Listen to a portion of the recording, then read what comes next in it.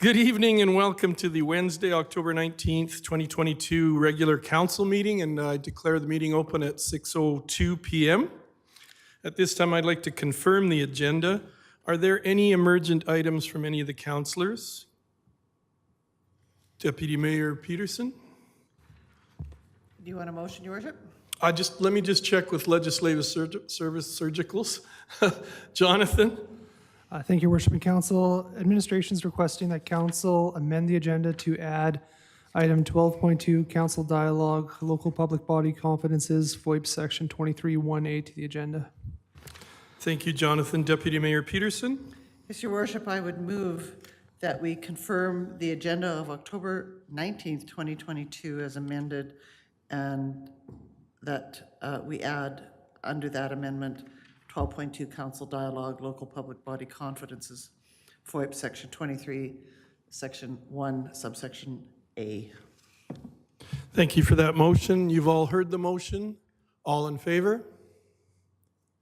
And that motion is carried. We have no public hearing tonight, and I believe we have no public comments. So that brings us to 5.1, delegations. We have the STARS annual update tonight. So good evening, and if you wouldn't mind introducing yourself at the microphone.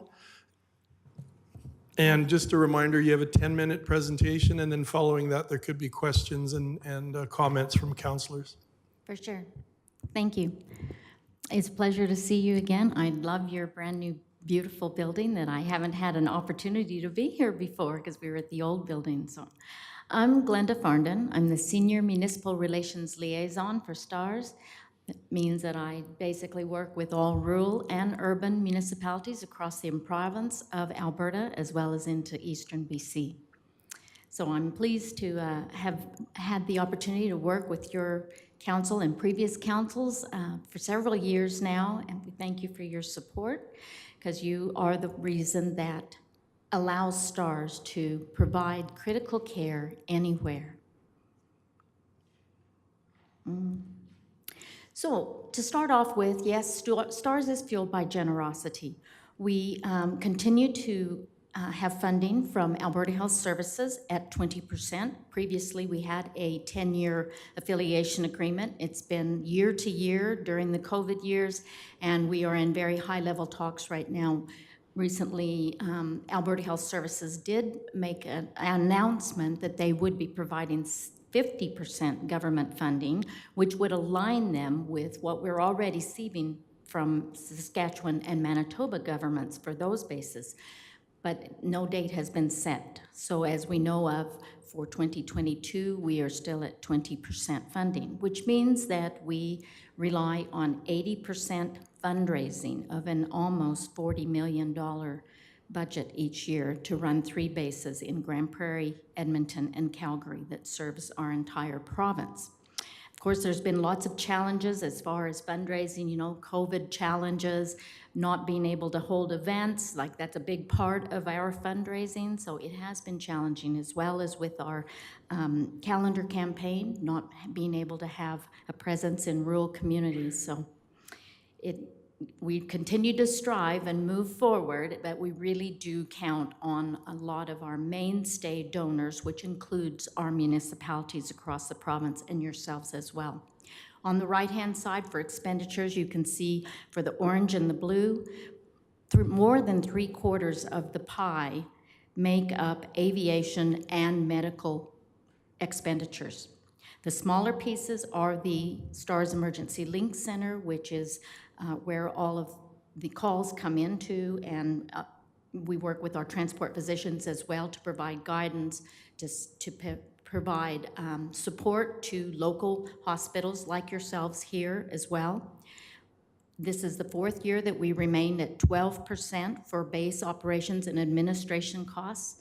Now, it's important to recognize that CRA for charitable entities allows up to 35% for administration costs. So we feel very, very good about that. We're doing our due diligence to keep this in check.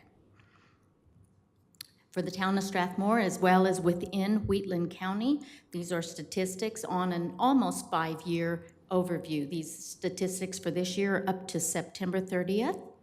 And so you can see that there is still a rising increase in missions. Overall, in your area and within Wheatland County, the areas where your residents would travel every day, there's an average of approximately 35 missions per year.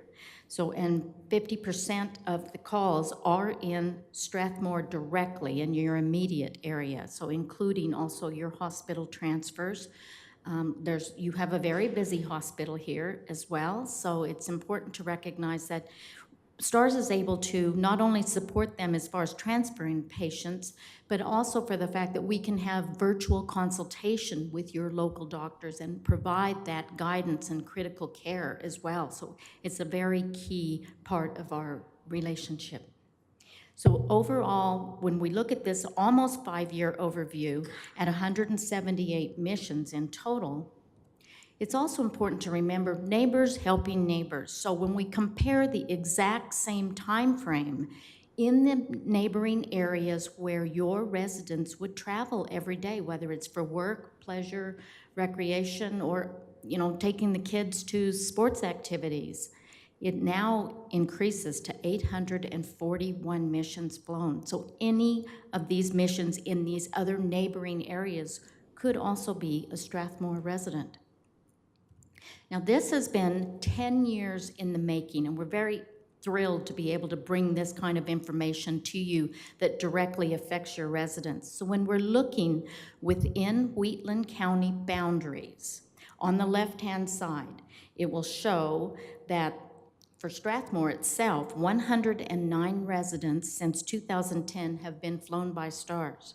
Now, when you look at the bigger picture of all areas within Wheatland County boundaries since 2010, it's 170 residents. Now, this is all taken by postal code, so no patient information, only the postal code where this patient lived.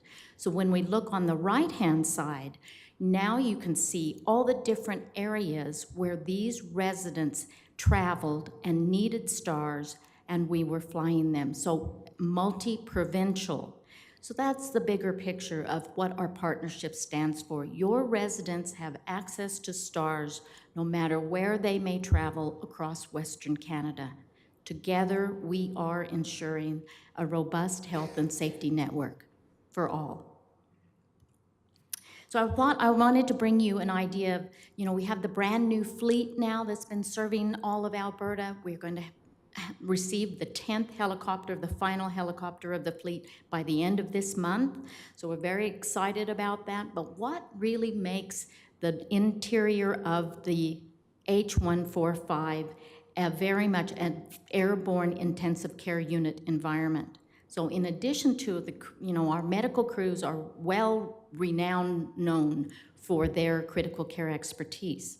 But here's a little bit of an insight into the intensive care unit environment, starting with the handheld iStat lab. So this is a small little, size of a phone, provides vital test results in less than 2 minutes in the air for hemoglobin, blood gases, and electrolytes, all vital test results that are needed when you're running multiple pain management types of drugs. We have the Hamilton T1 ventilator, fully featured, same as what is in the ICUs in the hospital. It also accommodates all sizes of patients, adult, pediatric, even neonatal, and provides optimal ventilation. So this is specifically mated for transport. Then we have 2 units of universal blood. So this is blood that can be accepted by anyone. We were the first HEMS program in North America to bring this life-saving opportunity and increase the advanced care in trauma patients especially. So it can mean the difference between life and death. The video laryngoscope is an advancement in intubation. Now, our crews are well known worldwide for intubation and critical care. So video screen provides that opportunity to view trachea, which is really important in managing difficult airways, especially if you're dealing with a trauma patient, possibly a burn patient, or someone that's been crushed on impact. You can imagine that it's really vital in order to be able to manage an airway for someone that can no longer breathe for themselves. The EZ-IO drill is only used in time-sensitive, life-threatening cases. So it allows us to have immediate IV access by using this little drill and drilling a hole through a bone, which allows immediate access for stabilization and especially for pain management in a severe trauma patient. The handheld ultrasound now provides test results for rapid diagnosis of collapsed lung, any kind of internal bleeding, heart abnormalities, even fetal compromise in ill or injured pregnant women. And it helps us to work with the receiving docs at the receiving hospitals by expediting the treatment plans, because with this particular model now, we can actually transmit the test results while we're in the air on the route to the hospital for those receiving docs to also have the same test results and expedite those treatment plans. We carry a plethora of pain management drugs as well as the thrombolytics for stroke patients, which would require getting that patient to the nearest CAT scanner. And then, of course, on about 25% of our calls, we also take the transport physician with us. We're always in contact with them by radio, but some calls, especially like for a septic patient, would require that we would bring the doc along. So we carry a physician's kit for central venous catheterization lines, as well as even inserting a temporary pacemaker if a heart patient needed to have that for stabilization en route to the cardiac cath lab. So as I said, we are well known for our critical care expertise. It's mandatory for 160 hours each year. Every single month, our crews are training, as well as we also do on-site and mock scenario trainings with all of our chain survival partners to keep everyone safe. So in closing, I want to say thank you very much, Town of Strathmore. Thank you for your leadership. Thank you for your dedication and your support. You have been with us for quite a while now, and we really do appreciate the fact that you have been a mainstay, and we hope that you will continue to keep us in your budgets. So I will be here again next week to officially present my request to you through your community group initiative. So in the meantime, though, we want to acknowledge our partnership. We want to acknowledge what it stands for your residents, and would like to make a plaque presentation to you. Our life is saved every day, and partnership is what makes that possible. So we thank you very much for your continued support, and Thank you for your presentation, and I'm looking for a motion just to recess for a chance to have the presentation and a photo opportunity. Your worship, I would move for a 3-minute recess. Thank you. All in favor? And we'll take a quick 3-minute recess. thank you. So we just hope that